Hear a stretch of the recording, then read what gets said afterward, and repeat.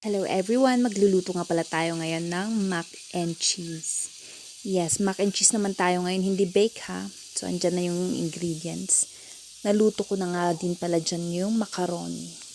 After niya, igigisa ko lang yung onion at saka yung garlic.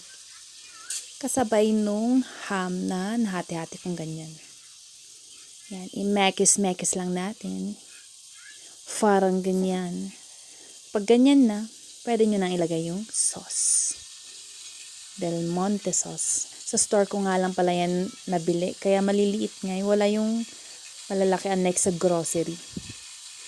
So, 2 pack na ganun. So, after nun, pag nagisa-gisa na, mix nyo na din sa macaroni. Ganyan. Tsaka, i-ready na natin yung pang white sauce topping natin. Yan. 3 ingredients lang to eh.